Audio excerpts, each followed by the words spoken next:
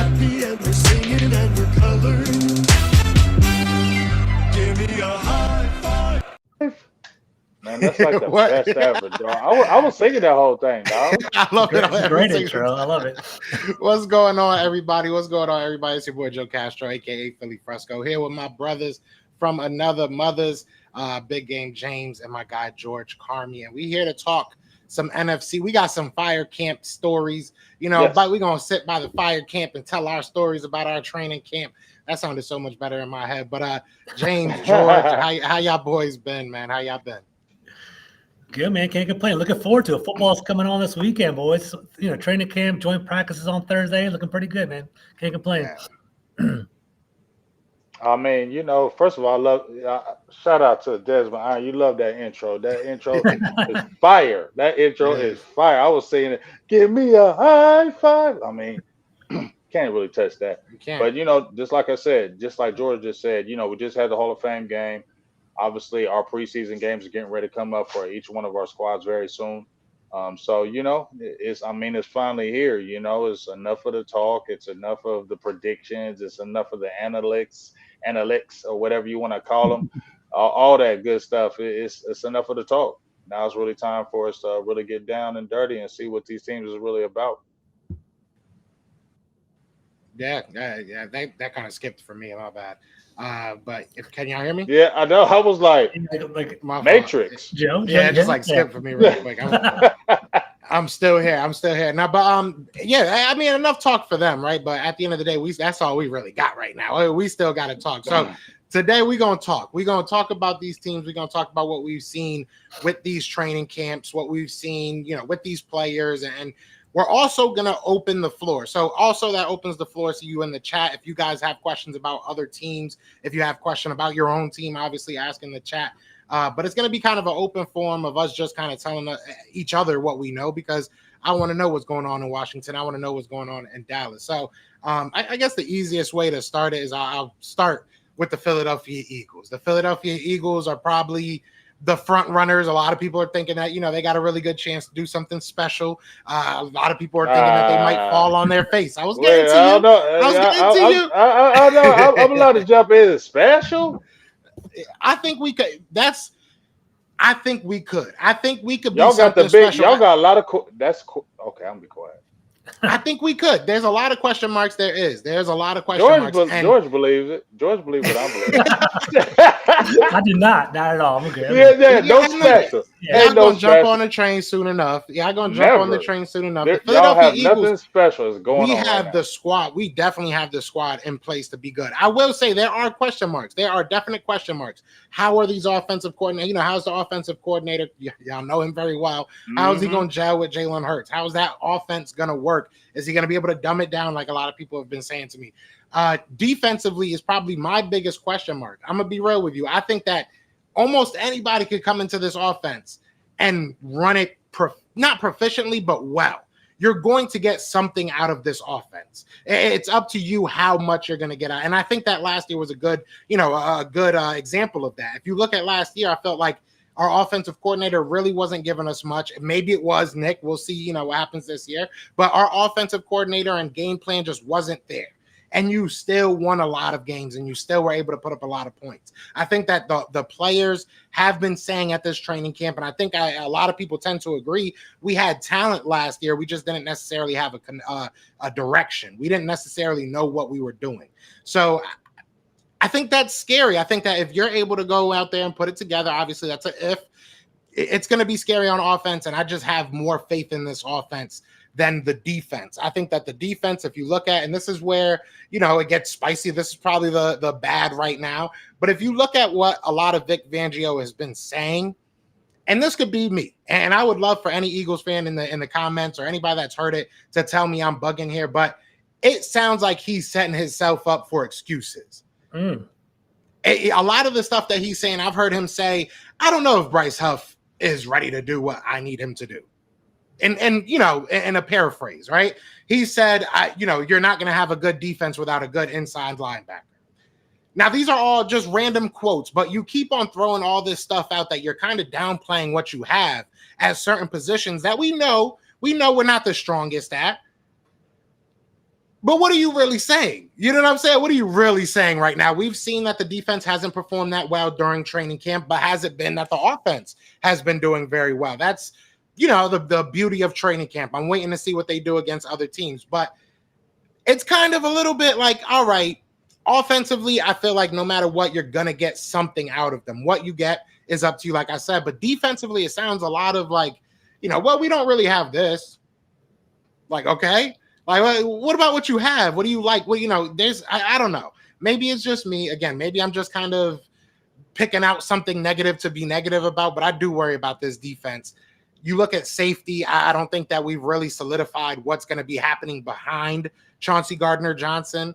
Cornerback, again, Jalen Hurts has had a really good camp. Has he had just a really good camp, or have these defensive, backs not been playing that well? We've seen a lot of Eli Ricks. We've seen a lot of Kaylee Ringo. We've seen a lot of these young guys. What does that say about Darius Slay? What does that say about James Bradbury, who's taken a lot of snaps at safety? So a lot of positives that these guys are team players and saying, hey, I'm willing to play wherever. I love that. Don't get me wrong. But I don't know. I feel like there's just a little bit more going on than meets the eye. So I'm excited to see this defense against other people. I'm excited to see what this defense can do. But ugly-wise, I don't think there's much ugly, if I'm being honest. I don't think there's much like ugly. I think right now it's kind of maybe too early for ugly, maybe in all our situations. But I don't know. I think that is going to be really interesting. I think this year is going to be really fun. It's going to be really interesting, though. We have to put everything together, but I think talent at the end of the day is going to win us a lot of games. If we have good coaching, we could win a lot of games in the playoffs as well. So that's where I'm at. Again, maybe it's too early for ugly, but nothing's really stuck out to me. You know what I'm saying? No contract situations or anything like that. So that's interesting. So coming out of Eagles camp, the defense doesn't look good, is what you're saying, right? It doesn't sound like it is. It's but again, I don't want to be the guy sitting here saying like, "Oh, this defense sucks." I haven't been at the training camps. You know what I'm saying? I've seen the videos. I've been one of those guys that stat tracks every tweet. I feel like a lot of us have done that. But at the end of the day, it's one of those things that you hear that Jalen Hurts is doing so well. Almost every other tweet is about how AJ Brown took advantage of this cornerback. Kenyon Mitchell has looked good, but there's been a lot of tweets about, him getting taken advantage of by Devontae Smith, though. So these guys are good. So it's kind of one of those, let's see him against other people. You know what I mean? And what's the latest on Cooper DeJean? I know he was I liked him a lot coming out of the draft. I thought he's a very diverse defensive back coming out of Iowa. I heard, isn't he injured? Or what happened with him? Yeah. Okay. Yeah. Apparently, like right before everything like really got going, he got trained out. He got injured while training outside of the camp and everything. So I think he's gone for 3 weeks, if I'm not mistaken, and he could start the season on PUP. And he could, because it wasn't an injury within the facilities or anything like that, so he could come right back first week. But I don't think he's going to be doing anything as far as the training camps or any of the preseasons go. So that's a big blow. That is a big blow. And that was really why now I have such a big question behind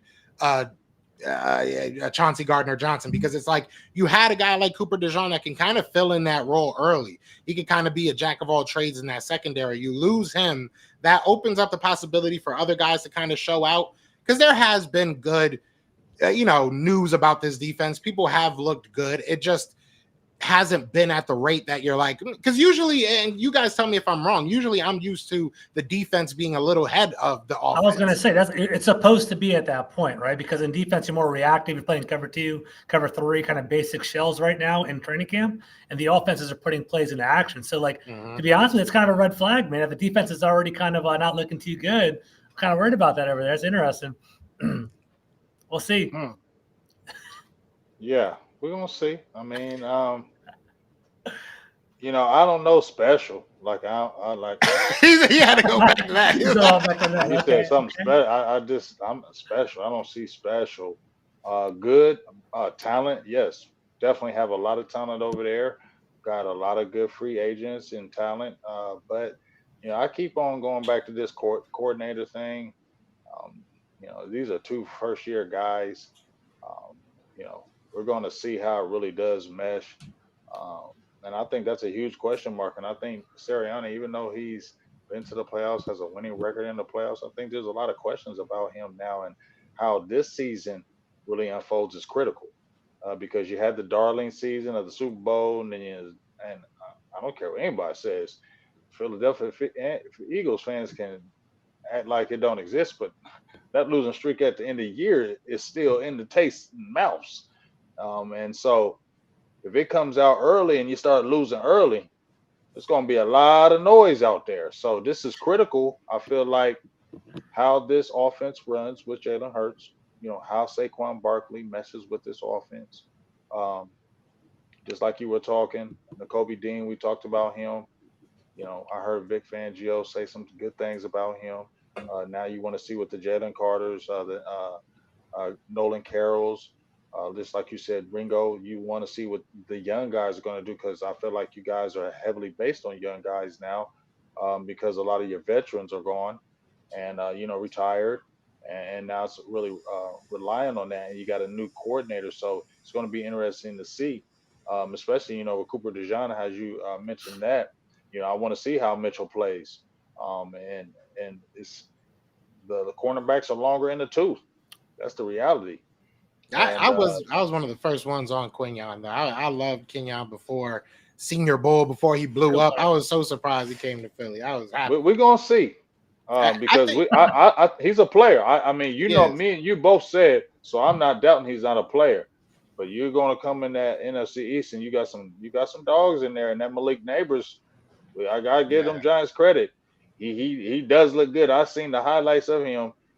You get any kind of quarterback and decent, he gonna turn up. They still got Jalen Hyde over there. So, I'm gonna tell you right now, Giants, if they get a quarterback over there, in Giant land. You ever see that meme where the Ferrari is sitting in that like really beat up house where it's like just nasty and it's like, what team is this? That's Malik Neighbors. Malik Neighbors are the Giants. Yeah, it is right there. That definitely is. I want to defend my statement with special, because I do think that, again, you look at last year and you bring up the losing streak. I think that honestly cements my opinion, just because we had talent last year, and that's the only thing that won us games. Because we were the same team and you, James, you were one of the main. My dog wants to go out right now. Yeah, my dog wants to go out. He sees my girl leaving. But no, you were one of the main ones, James. You were one of the main ones saying, bringing up after every win. But you guys looked kind of sus through that whole win, and it caught up to us. So throughout the year, we were the same team. We were just losing games at the end. So we were barely winning games, and it was because of our talent. So I can sit here and say that I do think that this team can be special if everything kind of clicks together, if that coaching now can kind of feed that talent and elevate it just a little bit. I think that's where we are. If the team, because I asked this on my Twitter, I said, is the Eagles season a Super Bowl or bust? And it feels like that, even though you have new coordinators, and for a lot of teams that would be an excuse. It really feels like the Eagles were a lot of dumb mistakes away from being a Super Bowl contender again last year.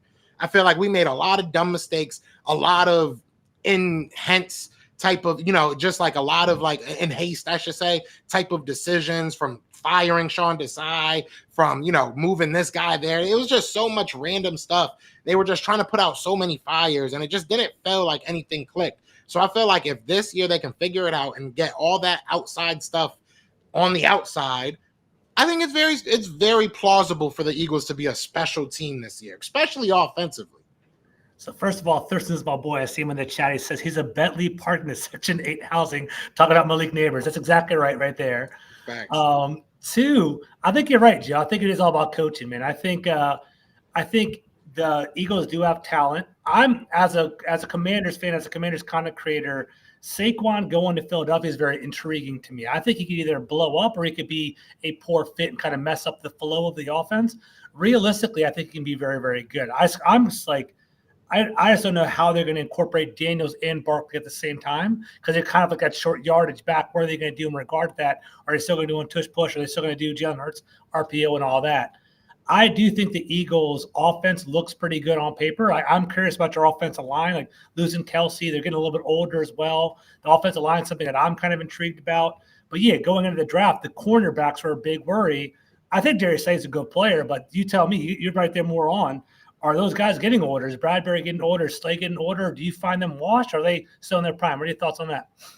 Oh, Darius Slay hasn't gotten older since he turned 21. Actually, they all definitely are kind of losing a step. But Darius Slay looked good last year. Darius Slay, I think that there was a lot of times where he got beaten, but as a cornerback, there's a lot of times you're going to get beaten. Was he a top 5 cornerback, top 10 quarterback? Probably not.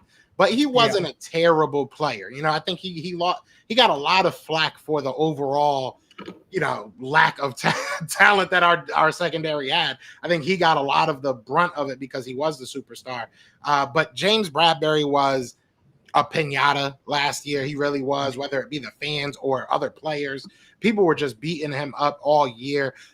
Again, whether it's on social media or on the field, he just did not have a good year. But all respect to him. And I think that this gave a lot more Eagles fans more respect for James Bradbury when he came out in his, press conference and said, I didn't have a good year last year. I'm surprised. I'm here. They're giving me another chance to play a different position. I want to do that. Doesn't mean that I'm not going to play cornerback, but, he wants to extend his career. So that gives me a pause. That gives me to be like, okay, it wasn't one of those like, oh, I'm just here for a check type of things, which we've seen with athletes at the end of their career. So I think that James Bradbury is going to be an interesting player at safety. I don't think he's somebody you can rely on. You know what I'm saying? So you're in that mode where, like I said, you're seeing Eli Ricks, you're seeing Kaylee Ringo, you're seeing Quinn Mitchell start to get these snaps. So you got to hope that one of these young guys kind of pans out, or maybe an Isaiah Rodgers, somebody that's a little bit longer in the tooth in the game. At least he's still a young player, but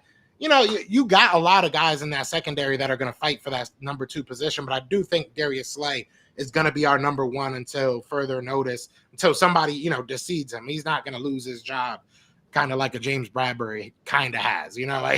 We went into this season saying James Bradbury is not going to be our starter. Like that's not a question mark. That's not a debate. So it'll be interesting to see where that goes. But yeah, I would say that James Bradbury, to answer your question, to long story short, James Bradbury, I think you are seeing the effects of his age way more than you are with the Darius Slay. I think Darius Slay got another good year in him. Got it. Well, once again, for me, I don't see special. No hate. I'm not even hating either. Like a couple years ago when y'all traded for AJ Brown, I mean, it felt like, okay, this team gonna be really good. Like, even though people didn't want to admit it, at least us Cowboys, we don't want to admit that. We don't want to say that. You feel me? But it was like, damn, this team might be really good, and it happened. You know what I'm saying? Y'all had that special type of season. Y'all went to the Super Bowl. Y'all had a special type season. I felt like, I said, let's see this year. Remember, I kept telling you, let's see. I gotta see back to back. It's gonna be tougher to repeat when you go to the Super Bowl. People are gonna be gunning for you now. It's gonna get a little bit tighter, and it did. And, we talked all year. I said, you win these games, but bitch, I feel like it's gonna catch up, and it did. And so now I think this is just a season of questions. Definitely, like I said, team has talent across the board, offense, defense, but I still feel like the secondary is a question mark still. I think they are still longer in the tooth. It's a question mark with Mitchell. He did even though we know he's a player, still playing a smaller school. You want to see him playing in that competition. The safety position, like I said, you talked about your linebackers. Are they going to be able to step up? Are they going to be able to be healthy? I think health is a key for your team as well. I just really want to see how Jalen Hurts really meshes with Kellen Moore, and see how that dynamic really works. And I think that is a big question mark because training camp is one thing, games are another. So it's just going to be interesting seeing. I just feel like it's question mark. So even if it turns out good, I still don't know if it'll be special, but it'll be a really good team. I mean, you could get 10 to 12 wins on the talent. Hey, That's we win a Super Bowl, be special for me. When we win the Super Bowl, be special. I don't think so. I don't see a Super Bowl. I'll end it with this. Because I see a lot of people, unless y'all got any more questions, but I see a lot of people in the comments, Cowboys fans in specific, saying about Kellen Moore this, Kellen Moore that. It will give me the highest pleasure to win a couple playoff games with Kellen Moore. I don't even care about the guy. I'm going to be real with you. I really don't care how he runs his offense as long as he doesn't ruin it. But it will give me the highest honor of pleasure to come on here and be like, "Oh, look at that! Look, y'all should have looked at this offensive coordinator over here. He's pretty darn good." So if we are top 5 in offense, I will be unbearable to Why be Cowboys. unbearable? I mean, Kellen Moore is not a terrible coordinator. I I mean, don't know the way this people making it sound. The people way well, here's the thing. From me, I've never said he was a terrible coordinator. If you look at the numbers show he was never a terrible coordinator in Dallas. He always had top offenses, top 5 offenses, top 10 offenses. His whole time in Dallas, he almost had 2 1,000-yard rushers. You saw the numbers with the receiving; they both, I believe, had 1,000 yards. I mean, and Michael Gallup had like 800. So it's never been, people just get frustrated with certain things with Kellen Moore. I get it. I just feel like the match after a while just had to go. But I never dogged Kellen Moore and said he's a terrible coordinator. I never said that. It's just that, you want to just see how Jalen Hurts likes to run. Dak Prescott really didn't. Um, Kellen Moore really likes to throw the ball, you know, and, Jalen Hurts has that dynamic of running. So that's what I'm interested. The RPOs, does that happen? Because that's not what Kellen Moore really did. So you wonder, is that going to be something taken away from the offense? And then just what George said with Barkley, it could be boom or bust. It could be really good, or it could be really bad. Not to the bad of the DeMarco Murray bad, but it could be a bad fit. Just what you're talking about, the dynamic between Jalen Hurts and just Saquon Barkley, because Jalen Hurts does have that element of running, and he kind of, not saying he needs to run, but it's kind of like his kind of game. You get what I'm saying? Like that's Yeah. in his game. So as a coordinator, you got to figure out how to incorporate that, because I feel like that's part of his game. It does, like, from a third party, it does feel like the Eagles are like kind of on the brink, right? It's either they're going to be really, really good or they're going to fall apart. I feel like I would love it. I told you before, I would love it if Sirianni gets fired by the end of the year. I hate Sirianni so much, man.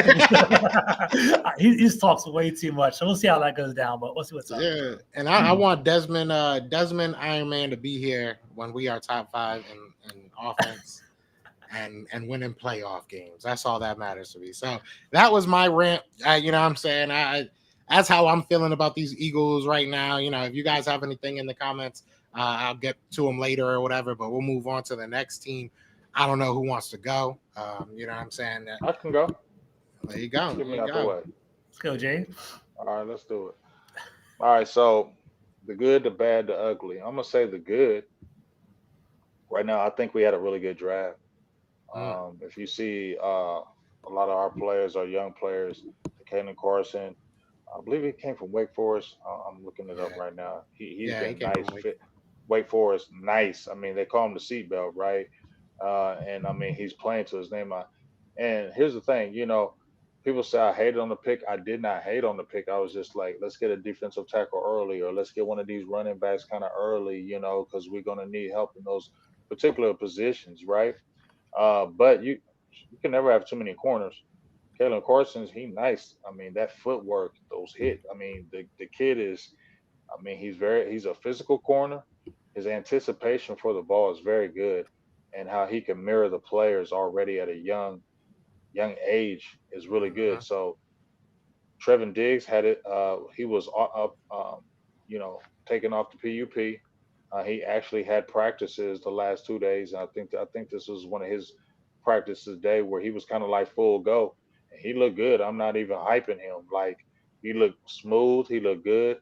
Obviously, it's still his practice, no real live action, but coming from the injury that he had, and to be off the list already, because Cowboys are notorious to those guys lingers injuries to week 3, week 4, week 5, and then you're wondering what's going on.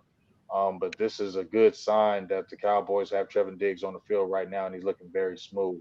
Mhm. So we're happy in Cowboys land.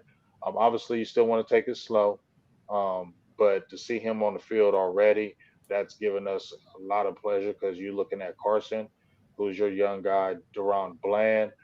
You saw what he did last year, breaking NFL records for interceptions, return for touchdowns. And then, you'll see you got guys, Eric Scott, who you had last year. So I think our secondary, you look at um, Donovan Wilson, Malik Hooker. You got some guys. You still got Marquise Bell. We got Juanye Bell. I mean, not Juanye Thomas. I'm sorry. And I feel like he's going to have a breakout season. So I think the secondary is very good. And obviously, the linebacker position was a sore spot. Everybody was pointing out the linebacker position was a bad spot, and we saw it. You know how Marquise Bell playing linebacker, and that's what got exposed, kind of maybe in this Packers uh, playoff. But I think it's a strength now. Now you have more veterans. You have Eric Hendricks on the team. You got Damian Wilson, who's back with the squad. He used to play with the Chiefs. He played with the Cowboys as well. Um, you got the kid Willie Harvey. He can play from the UFL, but hey, you never know. He was one of the top players in that league. He has some potential. You have Maris Lufel. I don't know if I said that name right from Notre Dame.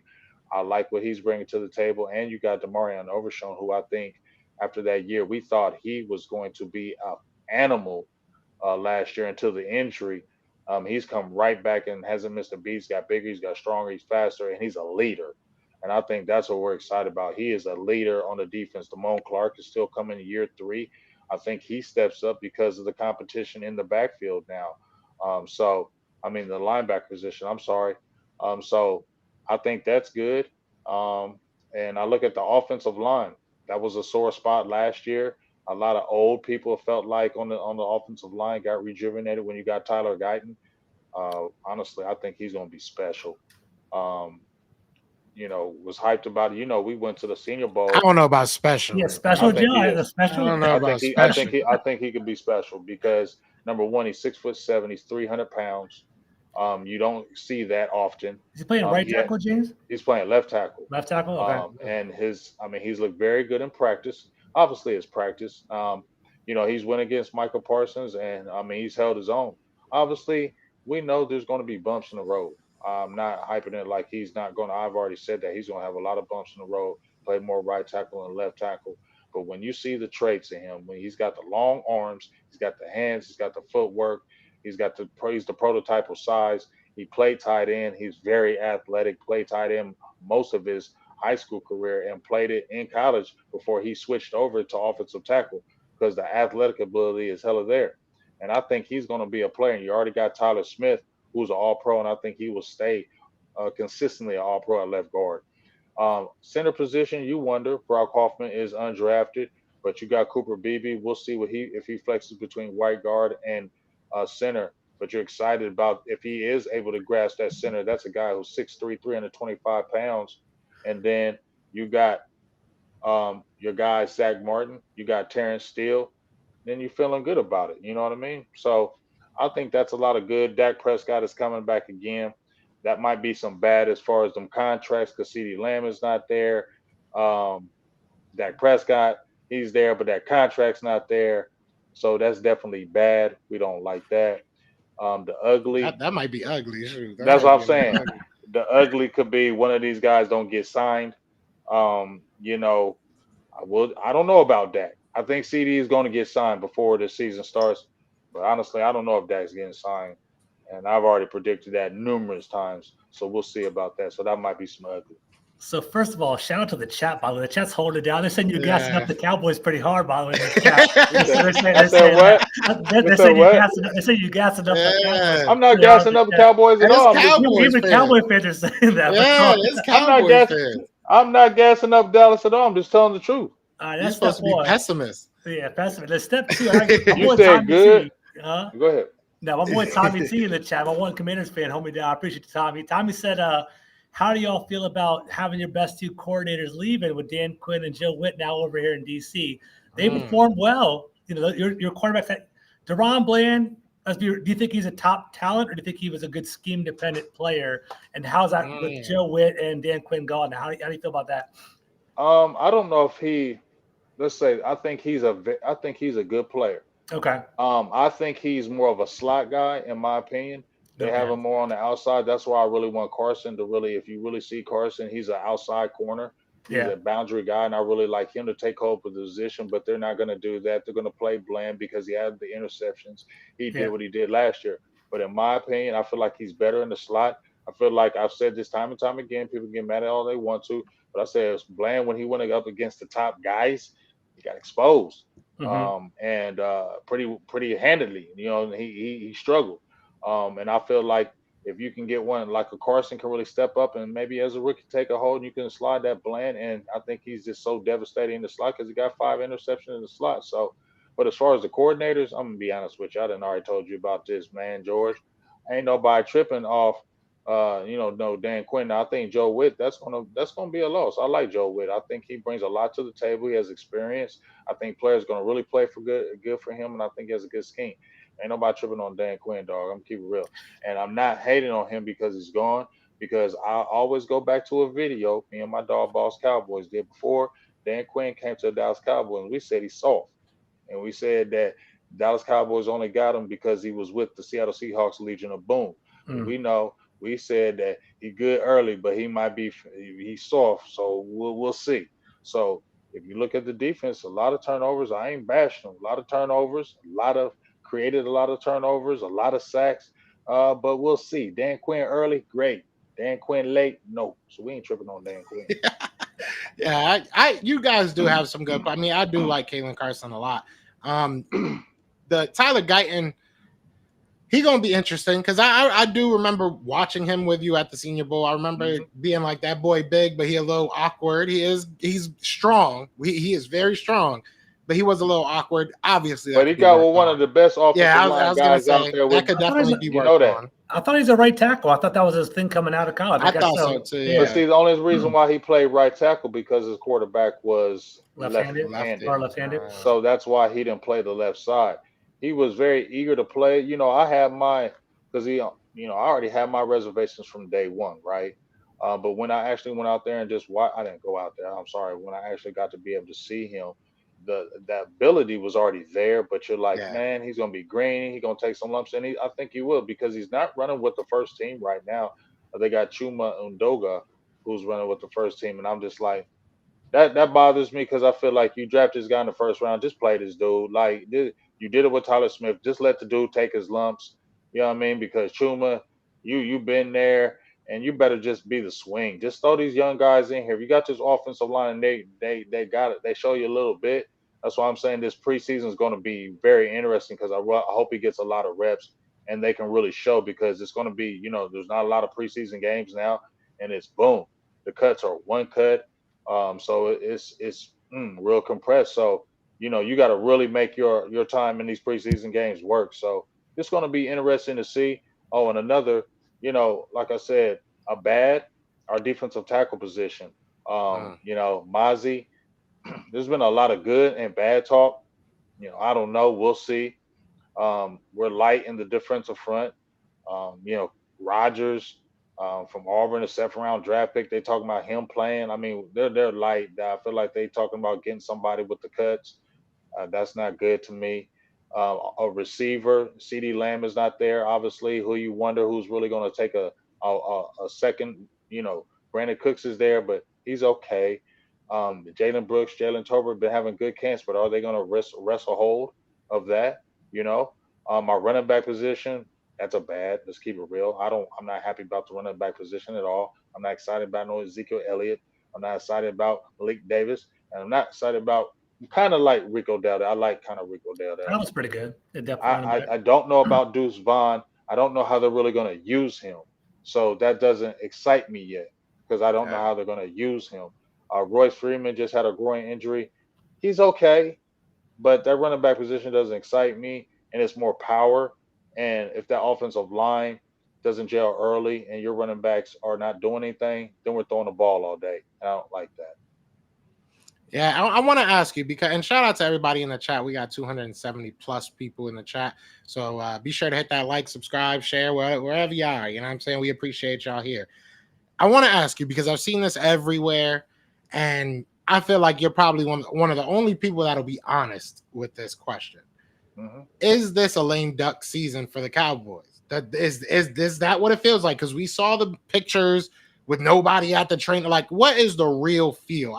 We can all get up here and, beat our chest and say we the best team, but how do y'all really feel in your opinion? In your opinion, how do you really feel about this team this year? Do you feel like they're putting all their eggs in this year, or are they just trying to get it over with? I don't really know. Um, I feel like it's a lame duck season in my opinion. I've been said it from A1 day one, so I'm not gonna back off of it because there's nothing Right. that's really deterring how I feel about that. Because just your owner says he loves Mike McCarthy, says all these great things about him, but you don't extend them. That's double talking to me. You know what I'm saying? And why you saying all these great things about your coach? He is. Yes, they haven't done great in the playoffs. We understand it. They did win a playoff game against the Bucks, and very sound. That Niners game, it was very competitive. We saw what happened. Very depressing. That Cowboys lost year was terrible. And then the Niners game in 2021 where you felt like were they prepared. So those are stains on Mike McCarthy's what you say resume. But you did win 3 straight 12-win seasons. That's hard to do in the NFL. I don't care what you say. For any team, win 3 straight 12-win seasons. That hasn't happened since the '90s in Dallas. So I feel like if you gave Garrett the benefit of the doubt, and he wasn't having winning seasons every year, I think you should give Mike McCarthy the benefit of the doubt too. Maybe extend him a couple of years. There is no salary cap of coaches. You can do it, but you're putting that. We'll see. Backs against the wall. Make it happen. I don't kind of like that, but you say all these great things about him. And then, with Dak, I just don't like it's a distraction. You keep talking about it every single day, even with CD. It's just a distraction. I feel like, in my opinion, of my team, Dallas hasn't shown me they've rose from the occasion when you had really good teams like 21, 22, and 23. I thought you could have did that. So it's just hard for me to believe with all this controversy going on with your star players still out, one unknown, future. Michael Parsons coming up. There's a lot of just a sore spot in Cowboys land, I believe. A lot of people just aren't believing what these guys are saying in the front office. It's going the back and forth. It's just a distraction, and it's annoying. I feel like the Cowboys fans, so that's why I feel like it's an unknown season. Talent is going to get you, in my opinion, like 9, 10 wins because you got enough talent on the team. But same thing is going to rise in the playoffs. Nobody really cares about that from my perspective in Cowboys land about throwing 500 yards or blowing out teams. I think Dallas fans are past that now. We done already seen you can do that. You got to win these damn playoffs, and I think that's all that counts. And I think that's what the pressure is right now because ain't nobody thinking about this regular season. I mean, I know you have to play regular season games and you have to win these games to get to the playoffs. So let's not look past that because it's hard to win in the NFL, right? But ain't no excuses. I ain't hearing them. So I That's a feel tough like it's place a to lame duck season. it's a tough place to be, James. Man, coming Yeah. from a Commanders fan, if the fans are already down, you guys have to start off strong. If you can start losing the first couple games, it's gonna get real ugly there in Dallas. So, for your sake, hopefully they start off strong. Yeah, for We'll our see. sake, I hope they lose every single I game. mean, we'll see. Like I said, Dallas has the talent, but we'll see. Mike McCarthy is a year or two with him and Dak, and they've been explosive together. The guy Steve Lamb's not in camp yet; he's not signed yet. So, like I said, that's just a distraction in its own. And in my opinion, it's just when I see guys holding out, and he has every right to, but it just feels like when guys are holding out that long, then they come into camp, it just don't seem like it's a good year after that. It just always seems like there's something happens, and just from what I've seen, not all the time, but just seems like it brings things down. I just don't like the distraction that's going on right now, and I feel like it's going to affect the team. Facts. Yeah. I want to ask this question because Linda always showing love. Linda always in the Oh, chat. what's up, So Linda? she wanted to Mad ask you a respect, Linda. question. She wanted to know, BGJ, who is the player from last year's rookie class that you're looking forward to stepping up this year? So not this rookie class, last year's. So sophomores, who are you looking to step up? Oh, sophomores. I gotta go back and look at that rookie class because they for real. I gotta go back. I gotta even go back and look at that rookie class. Our number Let me one see. draft pick. I forgot all these guys. She hit me with the blank, right? Yeah, she came at you, bro. Okay, so I don't think I can tell we you got my Mozzie. Um, I don't know. Luke Schoonmaker, um, Overshawn. Fehoko, I think Overshown. I think. Thank you, because my mind went blank. But I think Overshown is the guy to me. He's the one that I think we're most excited about. The other guys, Ozzy, I'm just leave him alone. I don't even want to talk about him. Schoonmaker, I don't even want to talk about them guys. But Demario and Overshown, I think he's the guy because to me, he's the one guy that actually not saying he does nobody else brings it, but man, just he has the ability and the attitude. Like the dude that's the emotional leader, the dude that's gonna come off the field and be like, "Hey man, I ain't standing for this. We got to get together." Like I feel like we've been wanting that guy. We've been wanting somebody on the sidelines to be that guy. I know Dak does it, but we've been wanting that guy. I don't know who on the defense really does that, you know. And I think he is the guy. He I has the like that we're talent. seeing come out of college. Did he get hurt? What happened to him? I wasn't keeping up with He him. He tore got his hurt. knee up the Okay. first preseason ACL. game, I believe. I don't know. I think it was his knee. Okay. Um, in the Seahawks game Gotcha. because he had a really good game his first preseason game, and that's what we were all excited. He had like 7 tackles. He was all over the field, hitting guys in the backfield. And he was playing really good early in that Seahawks game, all over the field early. Then he hurt his knee. But the good thing about it was he hurt it really early in the preseason, not Hmm. late in the season. So that's why you see him on the field now, being able to play, no restrictions, being able to go hard. And I feel like we're excited about him because if he could really show what he was showing last year, that's huge in the linebacker room because, like I said, the linebacker core was a weakness last year, and I think it definitely can be a strength this year. Now, my last question I got for the Cowboys is really taking away like your fandom of it. I want to ask you, like, as far as like if you were running this organization, Mhm. what is the best case scenario with Dak? Because I mean, at the end of the day, even if you figure something out, you sign him for 3 years, you still have to figure out who's going to be the future of that franchise. Like, is it, in your opinion, if you were running this franchise, better to just cut ties now? Or is it, in your opinion, better to give him that 2-3 years extension and get somebody under his wing? Well, first of all, if I was running a franchise, it'd be different. Dak would love me. We would get along. We would make it happen, and there wouldn't be these issues. You get what I'm saying? I wouldn't be playing these Facts. games with him, so there would never be these problems. We would have a great relationship, open communication. When I heard Pat Mahomes saying, "You know what?" When they say, "Hey, you one of the lowest paid, you like out of the top 10 now in your money," he like, I don't trip. My we have a great communication with my front office. They're always talking to me. I don't have to worry about anything. I know I'm gonna get taken care of. I know it's gonna be right.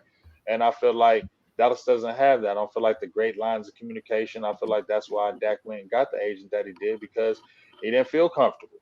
And that's why he went out and got this guy. And you know what? Hardball is gonna be made because I feel like there's a lack of trust right there. And I feel like that's the problem. There's a lack of trust with the players in the front office. The front office is always saying one thing, and then they double talk. I don't appreciate. I look at these other franchises, and maybe I could be wrong. I see these franchises; they sign their guys. I don't feel like they in the media saying double talk about their players. They just sign them. You just wake Yeah. up and you look on Twitter, and they're signed. You know, if they're held. This may be a holdout. 3 days later, signed. You know what I'm saying? That's what I see. What I see with Dallas, I see them asking the front office these same questions. And then, your front office double talking like, oh, we love and appreciate Dak. But you know what? If I can't get everything I want, I haven't been able to get everything I wanted. Sometimes that's a good thing. Like why are you saying those type of things if that's your guy? Like, why are you putting the doubt in the minds of the people, of the media, the fans to give people something to talk about? To me, that's disrespectful because you want to just always talk and keep somebody talking about Dallas in the media. So you just saying that just to get Dallas, keeping Dallas in the media and disrespecting your quarterback. How does your quarterback feel when you say that and he's sitting right there listening to that? You get what I'm saying? So Facts. that's the problem. That's the problem. And so, you know, that's the things that stop the organization from being winners. You're going to win games because you got talent, but being the next step in the playoffs, and where you wonder why these motherfuckers just be losing like that. These type of things. I'm being serious though, bro, because we all in Cowboys land try to put a finger on why the hell they keep losing these games. Because you got the talent, you got the coaching, can beat these teams. You know you can. Why you keep losing? It's something. And when that something go on, it stops you from taking the next step. And I don't care what nobody tells me. That's facts. That's facts. All right. Do you have any more questions, George? You got any questions for Cowboys Nation? All right. good. So I think it's that time, boys. Left hands up. Who are we? The Commanders. All right, let's get into it. All right, so y'all got more rap songs than the law allows. I'm just they're telling you rough right too. now. I'm not gonna lie. Y'all got more rap songs. I kept Good them Lord. more as rough, man. It's all good. Good all Lord. good. All right, so what's up, y'all? So Joe and James asked me to talk about the good, the bad, and the ugly going into training camp. Guys, I live in DC. I go to training camp. I'm a season ticket holder, so I got a lot of info. So feel free to ask me any questions you want. First of all, the good, man. Jaden Daniels, like our season relies on Jaden Daniels, and he's holding it down. Like, I'll be honest with you, I'm a big draft guy. I followed the draft pretty heavy. I initially wanted Drake May. Initially, when I first started, I saw the whole Justin Herbert traits, the big body, the big arm. But then as I started to study film more, Jaden Daniels started to pop out on film. He really was the most dynamic player in football last year. He really was. He was explosive. He can run. He can do all that. Coming into training camp, I was worried. I was like, who is this guy? What's the vibe of him? What's he going to be like? And he's been awesome. Like, they actually have changed the hour. So they give him a key card where he can come in before, like the gates open at 8, closes at 5. He stays before and after studying film, getting ready, studying the playbook. He gets there at 5:45 every day with Luke McCaffrey and throws the ball in the bubble before training camp starts just to get some reps in. So, like, the work ethic is there, and I'm always rooting for people like that. So Jaden Daniels coming in looking good.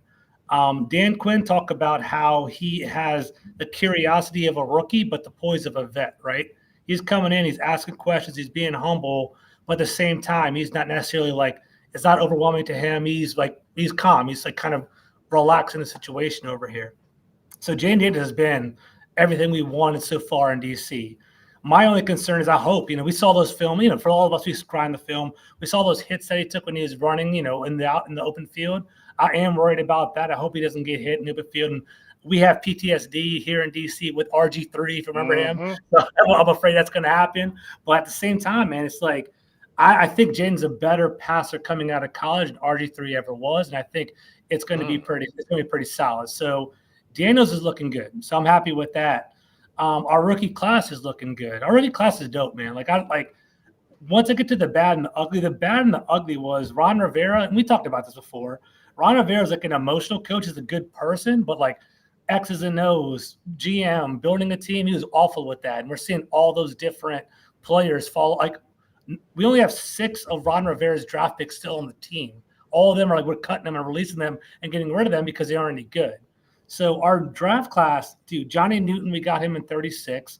For those of you that don't follow the draft, Johnny Newton was a top 15. Yeah, that was a surprise. He's one of the best defensive tackles in the draft. Yeah. We got him at 36, and the best part about it is we already have Jonathan Allen and Deron Payne, so we can rotate him in and kind of work him in and even relieve those guys. So our D-line is looking good. Quickly, I hate to cut you off, but that kind of goes in perfectly with somebody that was asking anyways, and Robert asked, George, the DT room, would you say anyone is getting traded since you picked up that youngster out of Illinois? I just think it's perfect timing. That's great timing. Double back. Great question, Robert. I appreciate that, bro. That's also a good question. So, no, I don't think so. So Deron Payne, so there's 2 people on the team that can't get traded because of their like dead cap.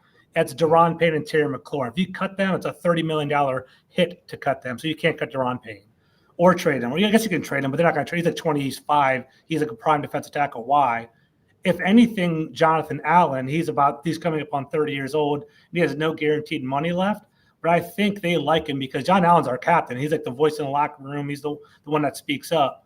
So I think they like Johnny Newton because they can basically relieve John Allen and relieve Deron Payne, let Johnny Newton kind of coming off the injury slow. And let's say Johnny Newton blows up, they let John Allen walk next year or the year after. Oh, we want John Allen. Yeah. Let us get. That's why they asking. I want Jonathan Allen. I've been screaming for him when he went on that rant. Not to cut you off, George. When he went on that rant last year, I said I want him. So it's funny. You're right. People here in DC were hating on John Allen because of Oh, that what ring. him? Because he was like, I want to get traded. He was mad. He was like, it was an ugly year last year. That's what I'm telling you, James. Like, I mean, parts of me wants it to happen to y'all, but at the same time, I don't, because I like you. I want it to happen to y'all. Like, it was bad last year. It was like people were pointing fingers. He a dog, It though. was rough. He is a dog. He's a dog for sure. So that's why he's not going anywhere. My favorite draft pick, and I want you guys to write this down and keep this in mind, is Mike Sanders still. Mike Sanders still from Michigan. Dope, man. He's going to be our starting nickel. He's small. He's a starting nickel, but he was the Michigan's defensive captain, Michigan national champion, one of the best defensive one of the best teams in college football.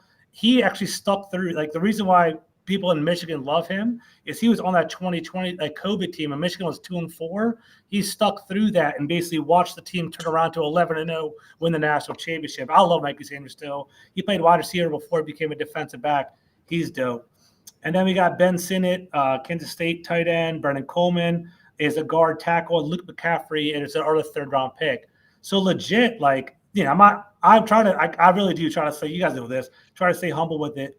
I really do think 4 or 5 of these picks would actually be starting next year. Like Jaden Daniels for sure, John Newton, heavy time. Mike Sanders still starting nickelback.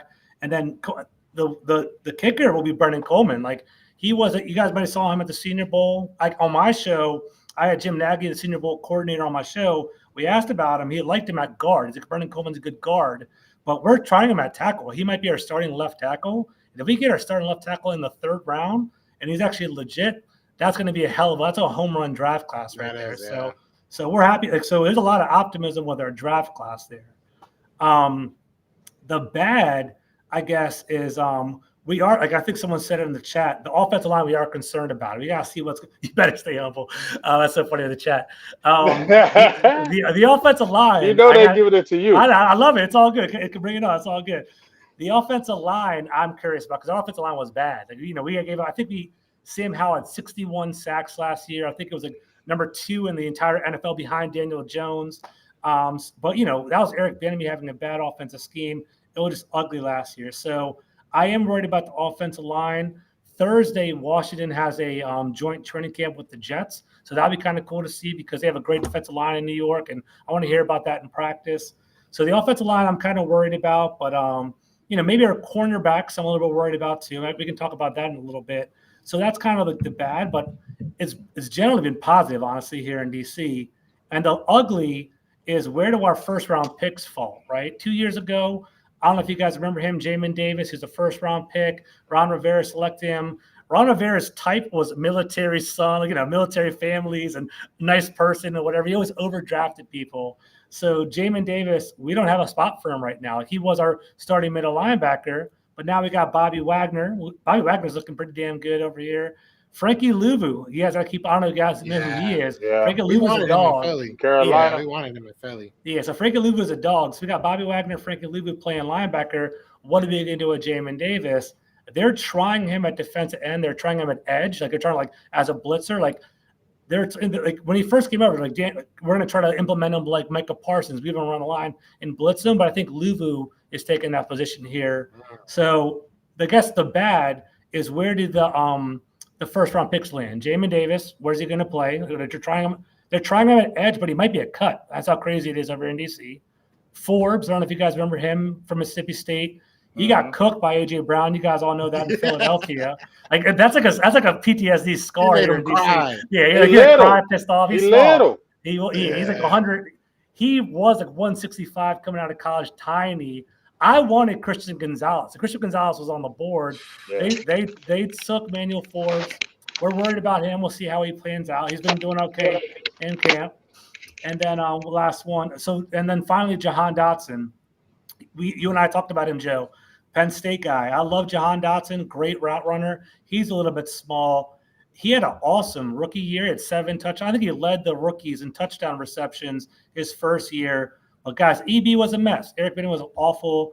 He basically ruined Terry McLaurin and Jahan Dotson's, routes. And basically, Jahan Dotson had a horrible year. The question is this: Jaden Daniels, does he have the talent around him? Right? You have Zach Ertz, Terry McLaurin, Jahan Dotson, Luke McCaffrey, Brian Robinson, Eckler. I see that in the chat. So we're going to kind of see how those players surround Jaden Daniels, but we'll see how it goes down. You guys have a lot of running backs. I have a lot of running backs. We do have a lot of running backs. Yeah, so questions from the chat or questions from you guys, whatever y'all want to do. I want to get a couple of questions in chat, but Lonely B asked, how does Eckler look? Does he look like the Eckler of last year or 2 years ago? So, granted, there's only been 9 practices, like 5 of them have been padded here in DC. People are liking him. There are people saying that he's kind of like built different than what we had here in DC because we have like plotting backs. I don't know if you guys even follow Brian Robinson. I like Brian Robinson. I think he's kind of like do you guys remember Rashad Penny and like Chris Carson, like those Seattle running backs? He's those guys where they fall forward, they get 4 yards, like they're going to get like 8 touchdowns. That's Brian Robinson to me. I like him as a big back. Eckler is one of the better receiving backs we've had in a long time. So he's looking pretty good in the open field. They love his leadership. Like the talk here in DC is Eckler, Ertz, and Bobby Wagner are taking on the younger people on the team and kind of coaching them up. So Eckler's getting props there. The funny thing, kind of something to keep an eye on, is how they're doing those new kickoff rules where they're kind of like you catch the ball to 35. They're talking about putting Eckler back there for our kickoff because basically, like, I don't know if you guys are catching it yet, but like it's basically a fancy run play that goes those new kickoffs, and you don't need a running back that dances anymore. You need someone that's like 1 and up. And they're saying Eckler might be like our kickoff returner, so like that might be an option there. So we don't follow anything. Well, yeah, that's why you're watching the show, though, Trey. It's all good, man. So we got that. But yeah, so Eckler is basically he's looking all right there. So to kind of build off of that question, Robert Ruiz asked, who's really the running back 1 in Washington? He asked Eckler or Robinson. Obviously, if there's somebody else, who would you say is the running back 1? Robinson. So like I do a lot of fantasy on my show. If you guys ever want to watch like fantasy podcasts and stuff, like that's always a big debate in fantasy world. Like, should I take Robinson? Should I take Eckler? I think that the running back touches will be like 70-30 Robinson to Eckler. I think Robinson's going to be our dog. Like he might like scratch like 1,000 yards rushing. Eckler's going to be more like a receiving back. He's going to be more of like our scat back, more of our screen back and stuff like that. So I think Eckler's going to be that. I'm excited to see this team. I do have a couple questions because I personally, and it's mainly about your young players. Yeah. Because you did bring up Emmanuel Forbes. Yeah. But I want to talk about Ben Sinnott. Is there a path? Because I felt like he was one of the better tight ends in this draft. Like I'm talking like top 3, maybe top 5, depending on who you talk to. But I thought he was one of those guys at tight end. Is there a path for him? Because you do have old Zach Ertz, don't you guys now? But what is there a path for Ben Sinnott to see the field? Because I do think he's really good. First of all, I love being on an NFC East podcast because we all recycle players. It's so funny talking about Dan Quinn, Zach Ertz, and all that stuff. So it's Dorrance Armstrong and all that kind of stuff. So it's funny to talk about that. I want to ask you about that in a moment, James. Ryan, we come back to that. Sinnott, I love Sinnott. Like Sinnott, I don't know if you all remember Chris Cooley here in DC. He's kind of that type of tight end. They say that Sinnott is like a H-back, what's his name like for 49ers? Juice Checker, I believe, is the fullback. Like that. Yeah, Juice Check. So basically, that's how they view him. Like Sinnott is going to be like I thought he was going to be like a legit like slot tight end, more of like an inline tight end. That's what I thought the vision was going to be. But from what I'm catching, from what I'm seeing at training camp, he's more of like a blocking back right now. Like he's kind of like in the backfield as a fullback. He's like a power. He has some pop at tight end, inline tight end block in there.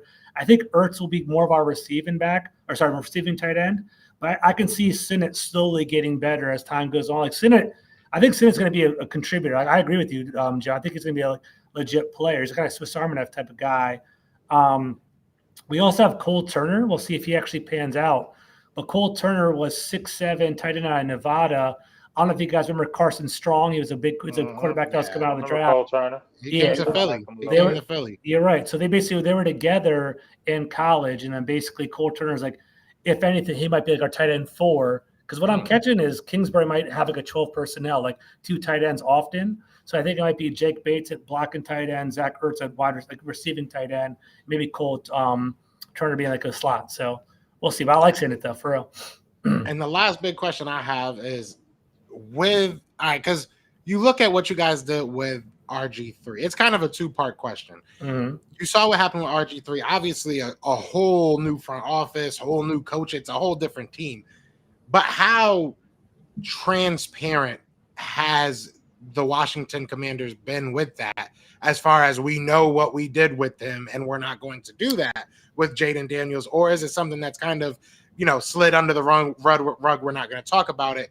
And two, how built for Jaden is this offense? Do you think this is Jaden's offense, whatever he's good at is what we're going to do? Or is it, this is what we do, and Jaden, you're going to have to kind of fall in?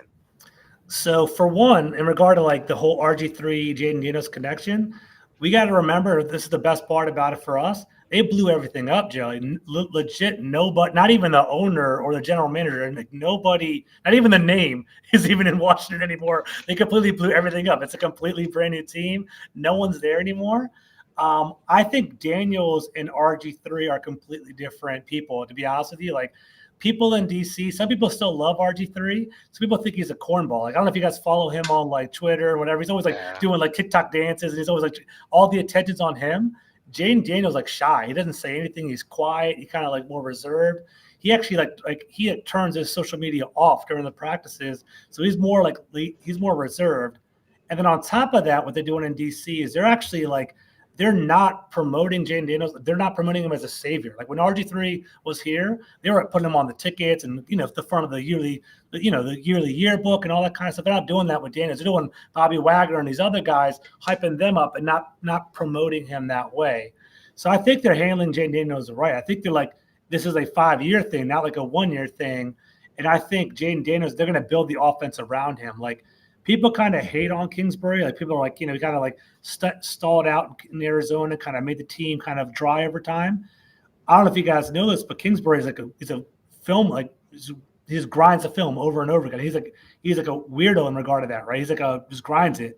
I think Kingsbury's going to build an offense around Jaden Daniels, just like he did with Kyler Murray. And I think it's going to be a really cool offense. Like, I'm really excited about it. I think it's going to be, get rid of the ball quick. Our offensive line isn't great. We have to find some nice hot routes for him. And Jaden Daniels already calling the line protection. People forget he's a 5-year college player. He has a lot of games under his belt. So he's smart.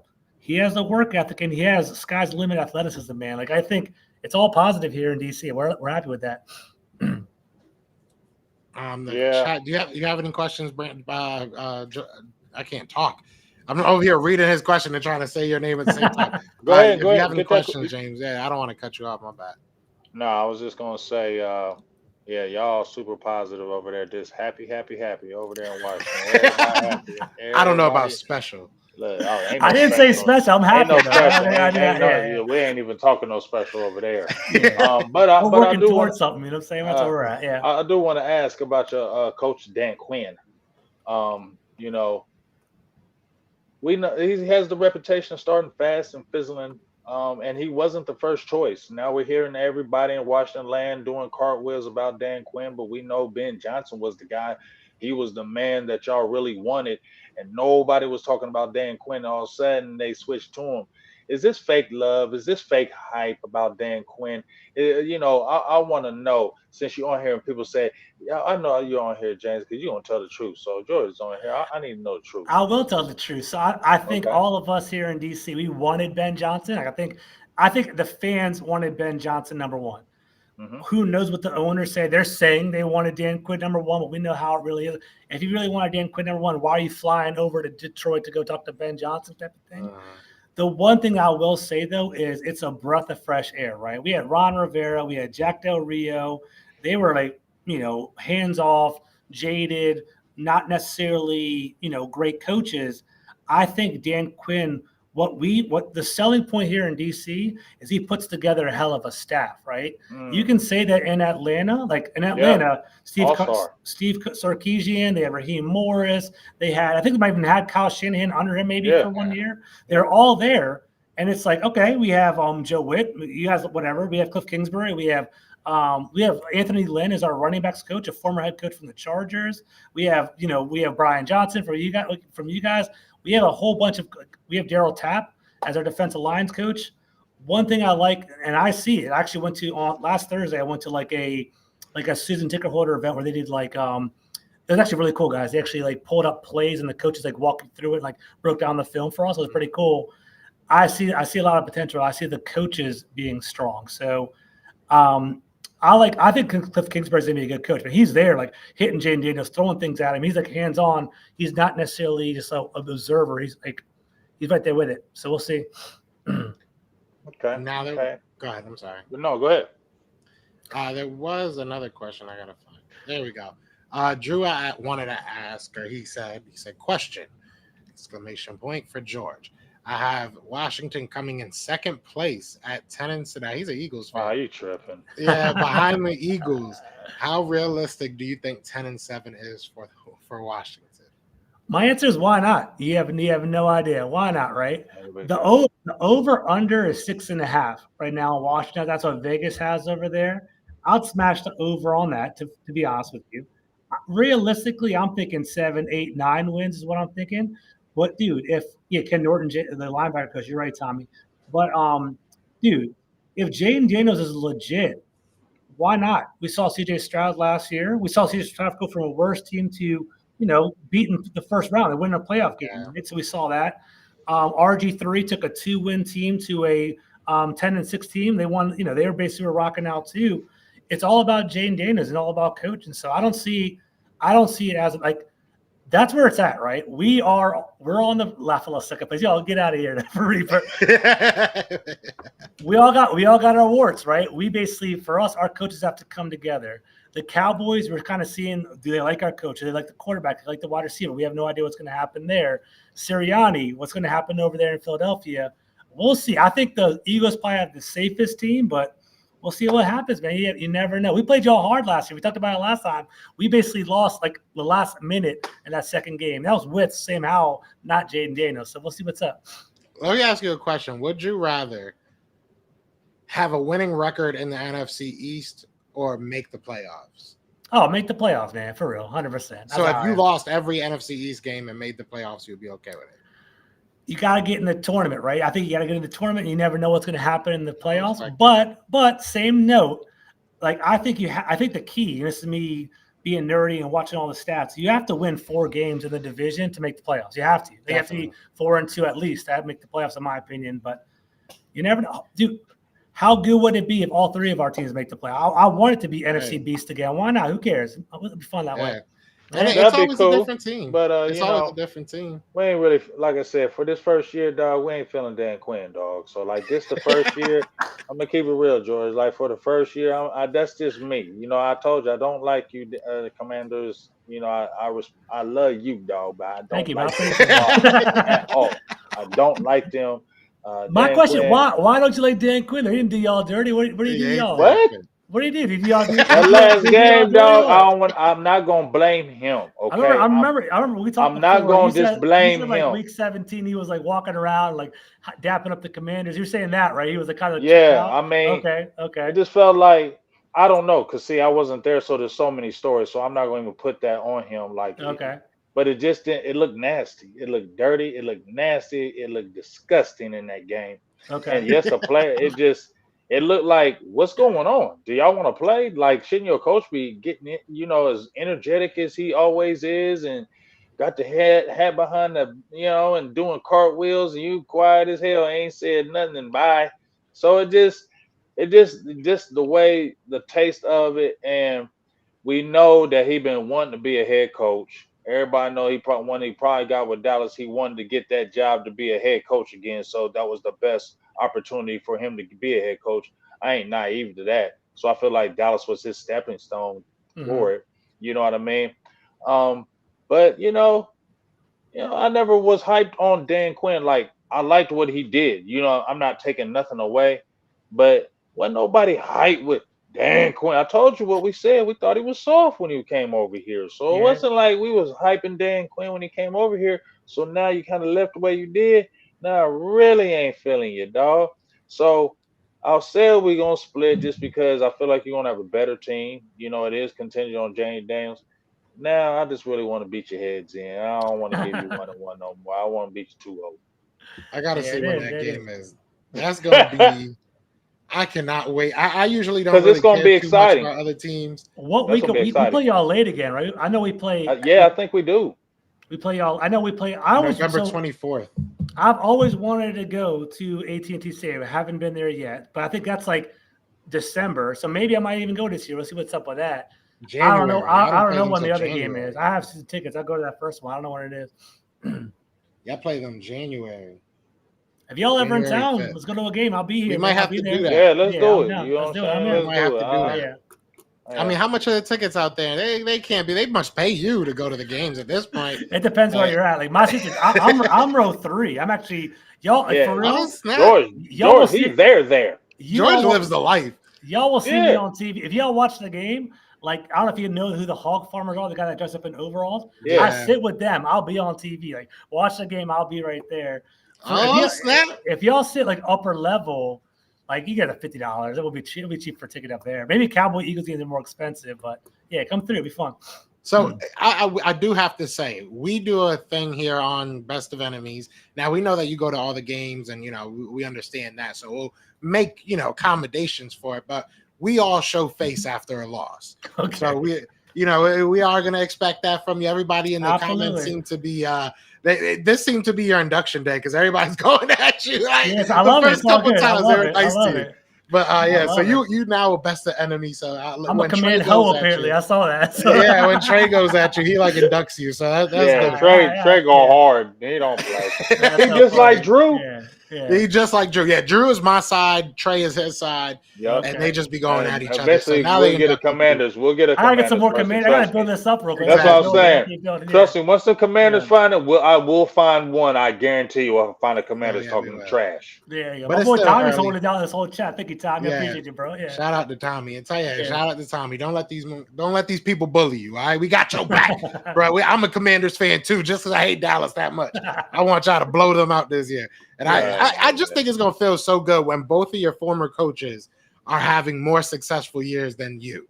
That's gonna make my life so good. Oh my god, I'll be so happy. I'm I'll be so tearing up happy to right now. see Kellen Moore go right over there and fail again. We'll see. Well, And also Vic Fangio, this wizard of Warlock and the wizard of defense. You better get it.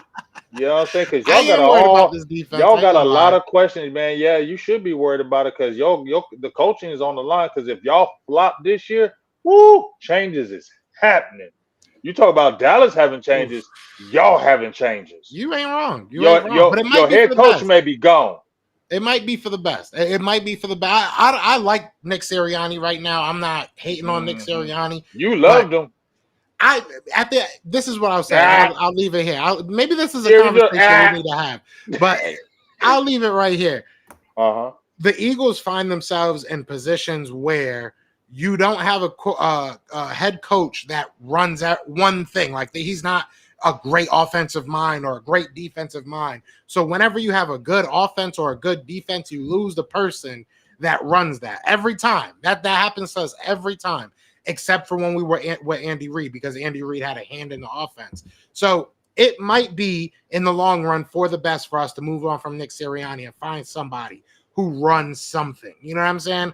But at the same time, this all might work out, and I'm going to delete this episode. So, you know what I'm saying? You never know. But we'll see. We'll definitely see. I think that's something we'll have to talk about. I don't know if these teams. I'm gonna just say this before we get off here. I don't know. I'm like George. Sirianni, you're just not likable.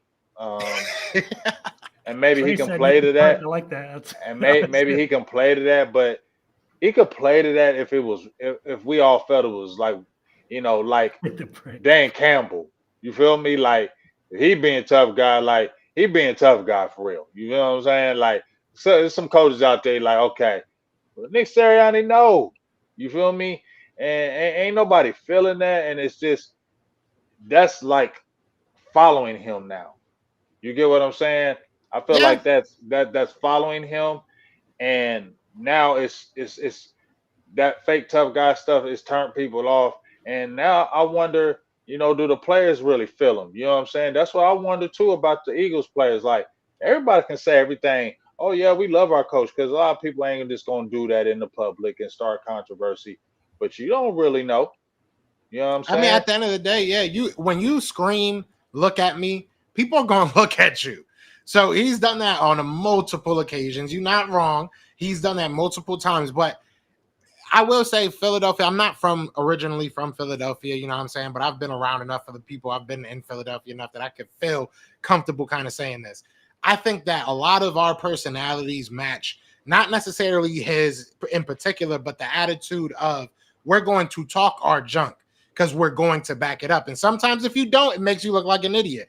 But that is kind of what we do. That's kind of who we are. We're going to talk our junk, no matter if we're winning by 50 or losing by 50. We're going to talk our talk, and that's what it's going to be, and that's where we're going to go from. But him being the coach, him being the head coach, it does obviously look different because when you win, we're going to be happy with it. And we're going to be like, that's our coach. When you lose, we're going to be like, man, stop looking like an idiot. You know, you're going to either win or you're going to lose. You're really never going to please everybody, but you're not wrong. This is a big year for Nick Sirianni and the whole offense. I mean, Jalen Hurts, you can make an argument this is a huge year for him and moving forward. So you're not wrong. You're not wrong at all. I can't sit here and say you are yet. But wait till like week 3 or 4 when we undefeated. And I'm just talking about talk. You know how that goes down. But speaking of that, I wanted to ask y'all before we do get off here, because Michael DeJean asked what's each of our record predictions. I don't want to give it. I want to ask y'all, has it changed? Because we did do it before. Is that something y'all want to revisit, or is it still too early? I think it's too early, right? What do you think, I think it's too early. I think I gave us 10 wins. So I think it's just too early. Schedules, injuries. Yeah. You know what I mean? Chemistry. Chemistry. You got to see all that at least early first couple games. Right before we haven't even saw preseason. You do that before week 1 and get together. We got to see some we got to see some preseason games. I said 10. I said 10 wins. That's why I feel like Joe over there tripping. You ain't winning 13-4. No way. Not winning 13 games this year. You're winning 13 games. You're not winning 13 games. Yeah, I think 14. No, like 11 maybe. 11 maybe. 11 maybe. 11 maybe. Yeah, around 11. This is what you said when I made the prediction that the Eagles were going to go 14-3. Everybody was talking mad junk. I wasn't tripping off that one, Joe. So don't do that. No, you wasn't, but hey, I was like, it could be. I said it. You know what I mean? We're gonna see. But what I say? What did I say this year though? Didn't I predict y'all? Hey, that's all good though. We're gonna be all right. We're gonna be okay. Look, George, didn't I predict them? 14 wins. And we predicting right here. I know me and George is predicting again right now. Y'all ain't winning 13 games. Hell no, dude. You ain't winning 13 y'all games. Y'all are not winning 13 games, bro. Haters, bro. Why they be it's not hating, bro. Y'all are not a 13-win team, bro. Right Hell now. no. 14. We might hit 14. Get out of here. But at the end of the day, hell no. No way. At the end of the day, I appreciate everybody that is in this chat. It is an amazing feeling every time that we take we have lives too. So sometimes we have to take a couple days off or whatever. Y'all always come in here and just show so much love. We have 300 plus people in this chat for a good part of this live stream. So thank you so much. Shout out to all I don't want to be, disrespectful to y'all chats, but shout out to my chat because I took a big hiatus and I've seen a lot of people in the chat like, oh, you live again. That's what's up. You live again. Thank you so much. Y'all have no idea how good it makes me feel to know that people still just, show love and are there no matter what. It means the world to me. It really does. And shout out to Trey too, because I can't wait. Y'all make me. I like Trey. Trey go hard. That's my dog. I love it. It's like how you got certain people in the chat that just go hard for you. You ain't gotta say nothing. You just let them just go hard. And Trey cool as hell too. He just like talking trash. He like Drew. You feel me? I don't trip on Drew. He gonna go. I know he going hard. I'm getting ready for Drew because I know he's gonna be nonstop when we get in that chat. So Trey's a Cowboys fan and Drew's an Eagles fan. Is that what it is? Yeah.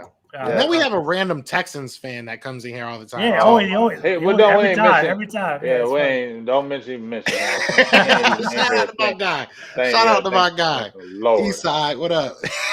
But no, anyways, Harold. At the end of the day, man, we're gonna be on here for hours if we keep doing this. But no, we appreciate y'all. Thank you guys so much. This is always fun. We'll be back next week. Now that it's the season, we will have these every week. Try to give you guys even more. We'll see what we can do. But if y'all got anything y'all want to say to these beautiful people before we get up out of here, I think. Appreciate y'all.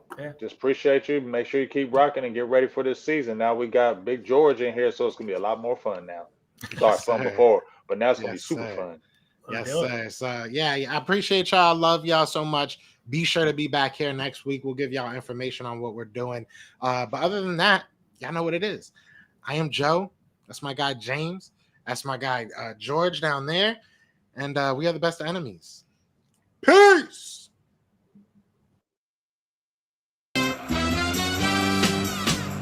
We're brothers. We're happy and we're singing and we're colored.